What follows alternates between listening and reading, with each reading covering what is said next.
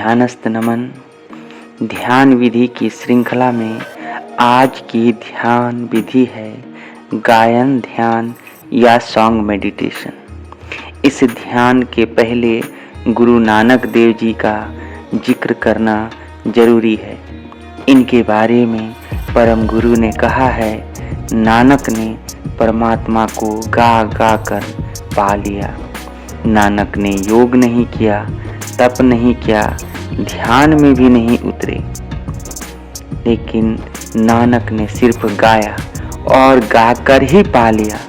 उन्होंने गाया इतने प्राण से कि गीत ही प्राण हो गए। तो नानक जी ने योग तप ध्यान वगैरह नहीं की, लेकिन उन्होंने गाया, इतने प्राण से गाया कि गीत ही ध्यान हो गया, गीत ही योग हो गया, गीत ही तप हो गया। जब भी कोई समग्रता, टोटलिटी या अपना 100% करता है तो वही कृत्य या काम परमात्मा का मार्ग बन जाता है।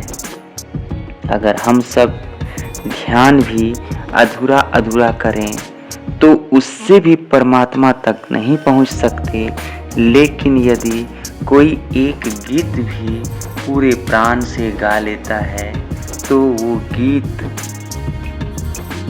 ये गीत ही वहां तक पहुंचा देगा। मित्रों, गुरु नानक जी के जीवन से यह बात तो समझ में आती है कि गायन या सॉन्ग भी ध्यान का एक प्रकार है। गायन ध्यान बहुत ही सहज ध्यान है।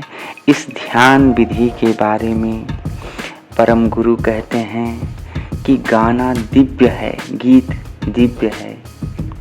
दिव्यतम घटनाओं में से एक गीत गाना है।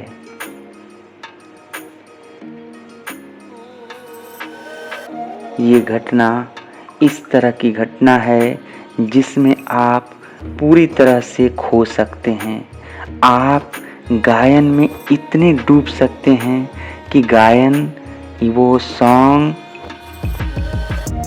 गाते गाते गायक खो जाए और गायन ही बचे, केवल वो गीत बचे और गायन बचे, लेकिन गाने वाला बिल्कुल मिट जाए।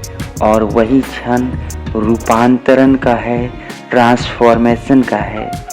बदलाहट इसी क्षण में है जब गायक नहीं बचता है, केवल गीत रह जाता है। जब आपका पूरा अस्तित्व एक गायन तक, गीत तक रह जाता है तो वही प्रार्थना है। अब यहाँ परम गुरु बताते हैं कि आप क्या गा रहे हैं यह बहुत अप्रासंगिक है।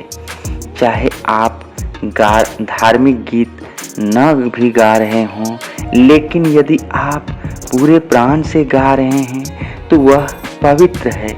इसके उल्टा भी हो सकता है कि सदियों से जो श्रद्धा पूर्वक धार्मिक गीत चला आ रहा है, यदि पूरे प्राण से आप उसे न गाते हों तो यह भी अपवित्र माना जा सकता है। गीत के बोलों का यहाँ कोई महत्व नहीं है। आप किस भाव से गा रहे हैं, कितनी समग्रता से गा रहे हैं, इस गीत में, इस गायन में, इस सॉन्ग में कितनी प्रगाढ़ता है, यही महत्वपूर्ण है। और परम गुरु इससे भी गहरी बात कहते हैं कि किसी और का गीत मत दोहराएं, क्योंकि यह आपके हृदय से नहीं उठा है, यह आपका ढंग नहीं है। दिव्य गाना या गाने की दिव्यता को समझने के लिए, उसे महसूस और अनुभूति करने के लिए आप अपने हृदय से गीत उठने दें, गायन उठने दें। इस गायन में छंद क्या है, व्याकरण क्या है, लय क्या है, इसमें जाने की कोई जरूरत नहीं है। परमात्मा या वो परम चेतना इस व्याकरण को नहीं जानता है और इसकी चिंता भी नहीं करनी है। आप गायन में किन शब्दों का प्रयोग करते हैं इसका भी कोई बहुत ज़्यादा महत्व नहीं है। बस यह गायन आपके हृदय से उठना चाहिए। तो मित्रों, आज की ध्यान विधि बहुत ही छोटी और बहुत ही सहज ध्यान विधि है। यह ध्यान विधि है सॉन्ग मेडिटेशन या गायन ध्यान विधि। बस इतना याद रखना है कि जो भी गीत उठे, गायन उठे, वो बिल्कुल हृदय से उठे और उस भाव में कुछ भी ना बचे, मेरा होना ना बचे, बचे सिर्फ वो गायन, वो सॉन्ग जो गाया जा रहा है। तो मित्रों, गुरु नानक का जिक्र करके और इस ध्यान विधि को समझ करके आज का यह ध्यान विधि का श्रृंखला आज यहीं समाप्त होता है। श्रृंखला का यह विधि यहाँ समाप्त होता है। मित्रों, यह चैनल ध्यान का और अध्यात्म का है और अनेक ध्यान विधियों के बारे में इसमें बताई जाती है। इसमें कुछ बातों का परहेज कॉपीराइट के कारण रखा जाता है, जिसके लिए मैं क्षमा प्रार्थी हूँ।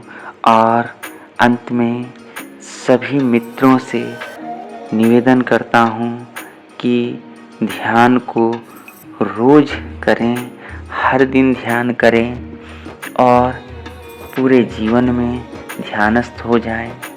और जहाँ तक संभव हो अपने मित्रों से, परिवार वालों से, परिचितों से ध्यान विधि को शेयर करें, आगे बढ़ाएं, ताकि यह विश्व, यह मानवता ध्यानस्थ हो सके। अंत में सभी मित्रों से अपने इस छोटे से विधि को बताने में अगर कोई भूल चूक हुई हो तो इसके लिए क्षमा प्रार्थी हूँ, मुझे क्षमा करें। आज के लिए इतना ही मैं कह रहा हूँ और यहीं इस छोटे से वीडियो की समाप्ति देता हूँ और सबको प्रणाम करता हूँ। ध्यानस्थ नमन।